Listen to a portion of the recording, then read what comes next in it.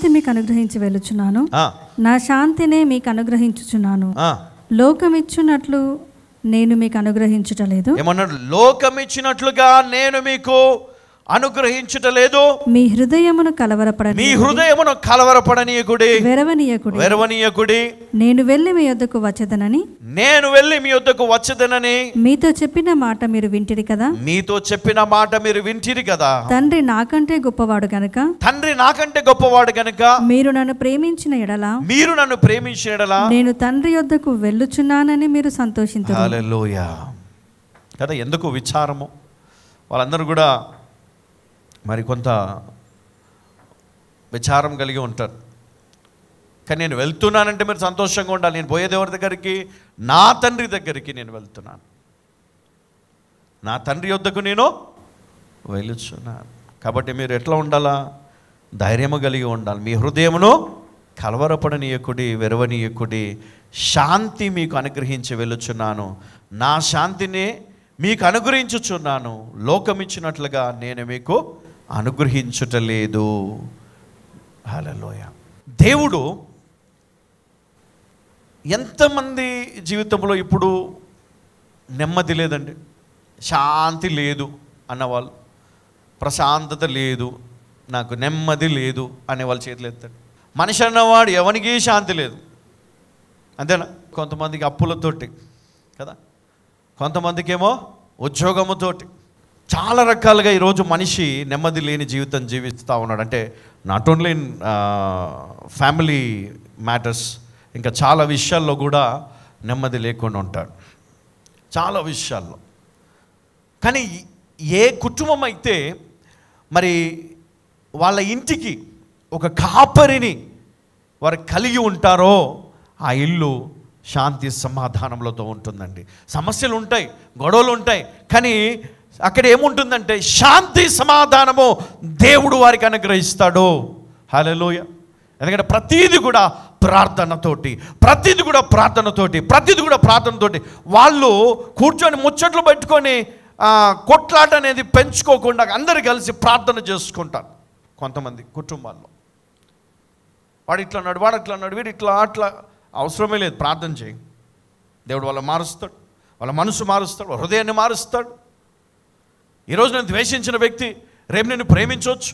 ఈరోజు నిన్ను ఆశించుకున్న వ్యక్తి రేపు నిన్ను గణపరచవచ్చు. ఈరోజు నీకు మరి కీడు చేసే వ్యక్తి రేపు నీకు మేలు చేయొచ్చు. ఈరోజు నీకు శత్రువు అయిన వాడు నీకు మిత్రుడు కావచ్చు. దేవునితో నువ్వు రిలేషన్ కలిగి ఉంటే, నీకు కాపరి ఉంటే నిన్ను దేవుడు అలాంటి పరిస్థితుల్లో నడిపిస్తాడు.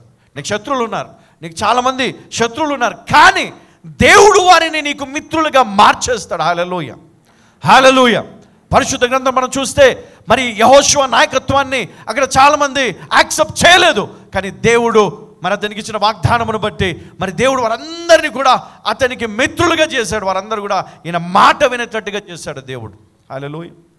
మరి దావీదు విషయంలో కూడా మనం చూస్తాం, మరి ఎన్ని వ్యతిరేకతలు ఉన్నప్పటికీ చివరకు దేవుడు అతన్ని రాజుగా ఏర్పాటు చేశాడు. హల్లెలూయా. శత్రువు ఉన్నాడు అయినప్పటికీ మరి ఈరోజు మన జీవితంలో కూడా మరి ఎన్నో ఆటంకాలు, ఇబ్బందులు ఉన్నప్పటికీ మనము ధైర్యము కలిగి ఉన్న ఎడల ఏం జరుగుతుందండి? మన జీవితంలో శాంతి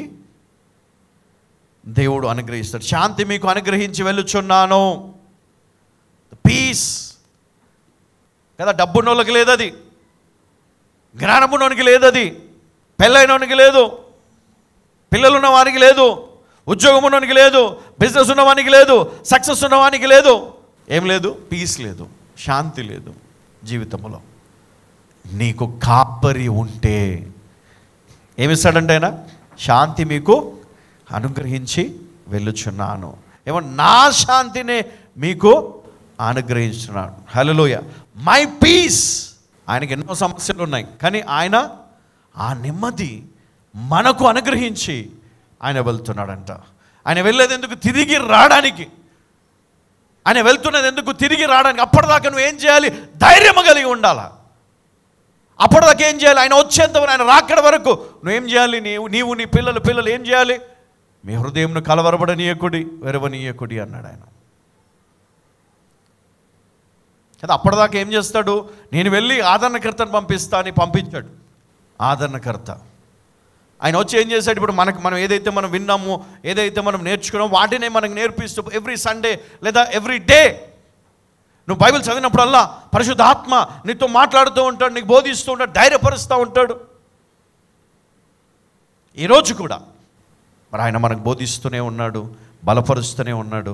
కాబట్టి మనము మన జీవితంలో ఎల్లప్పుడూ నిరీక్షణ గల వారమై ఉండాలని నేను మనవి చేస్తూ ఉన్నాను. 56వ కీర్తన 10 నుండి 13 వరకు. ఎంతమంది మీరు యెహోవా నా కాపరి అని నమ్ముతున్నారు కదా? యేసయ్య నా కాపరి అని ఎంతమంది అయితే నమ్ముతున్నారో వారందరూ కూడా మరి మాటలు జాగ్రత్తగా మరి జ్ఞాపకం ఉంచుకోవాలని మనవి చేస్తూ ఉన్నాను.